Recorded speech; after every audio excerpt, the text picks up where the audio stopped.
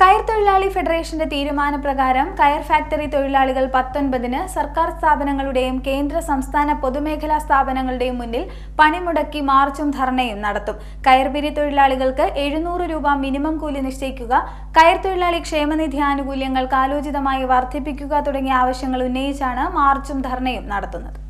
വിവിധ ആവശ്യങ്ങൾ ഉന്നയിച്ചുകൊണ്ട് കേരള സ്റ്റേറ്റ് കയർ തൊഴിലാളി ഫെഡറേഷന്റെ തീരുമാനപ്രകാരം കയർ ഫാക്ടറി തൊഴിലാളികൾ സർക്കാർ സ്ഥാപനങ്ങളുടെയും കേന്ദ്ര സംസ്ഥാന പൊതുമേഖലാ സ്ഥാപനങ്ങളുടെയും മുന്നിൽ പണിമുടക്കി 19-ന് മാർച്ചും ധർണയും നടത്തുമെന്ന് ഭാരവാഹികൾ വാർത്താസമ്മേളനത്തിൽ അറിയിച്ചു. കേരളത്തിലെ ഏറ്റവും പ്രധാനപ്പെട്ട ഒരു പരമ്പരാഗത വ്യവസായമാണ് കയർ വ്യവസായം.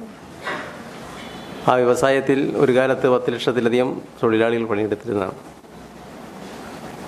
ഇതിന് ആവശ്യമായ ചകിരിയും കയറും ലഭ്യമാകാത്ത സാഹചര്യങ്ങൾ കാലാകാലങ്ങളിൽ വന്ന ഭരണാധികാരികളുടെ സമീപനം മൂലം നമ്മുടെ കേരളത്തിൽ ഉൽപ്പാദിക്കപ്പെടുന്ന തൊണ്ട് ചകിരിയാക്കാനോ കയറാക്കാനോ കഴിഞ്ഞിരുന്നില്ല.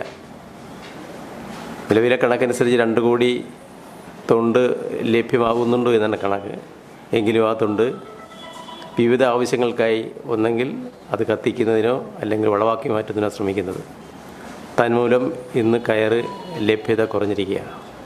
അപ്പോൾ തൊണ്ട് സംഭരണം എന്ന മഹത്തായ ആശയം മഹാനായ TV കൊണ്ടുവന്നു. പക്ഷേ അത് നടപ്പാകുന്നില്ല എന്നാണ് ദുഃഖസത്യം.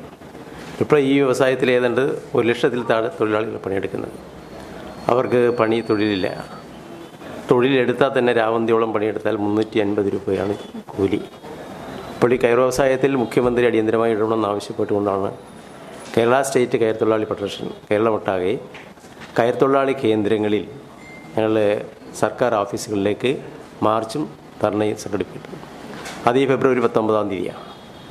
അത് തിരുവനന്തപുരം, കൊല്ലം, കാർത്തികപ്പള്ളി, ആലപ്പുഴ, ചേർത്തല, വൈക്കം, കൊടുങ്ങല്ലൂർ അടക്കമുള്ള പ്രധാനപ്പെട്ട കയർ തൊഴിലാളികളുടെ കേന്ദ്രങ്ങളിലാണ് സമരം നടക്കുന്നത്.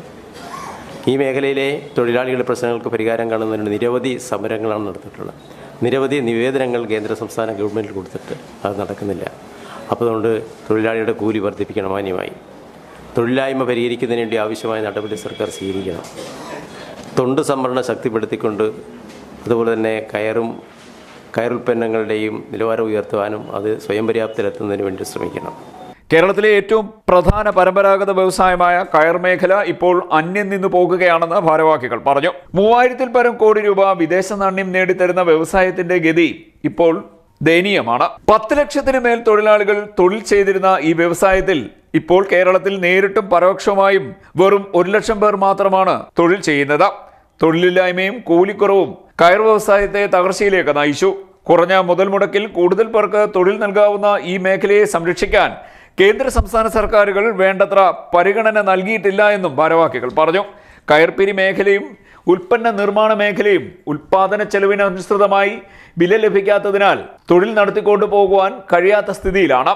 സ്വകാര്യ കയറ്റുമതി സ്ഥാപനങ്ങൾ മാത്രമാണ് തൊഴിലാളികൾക്ക് കുറച്ചെങ്കിലും തൊഴിൽ നൽകുന്നത്.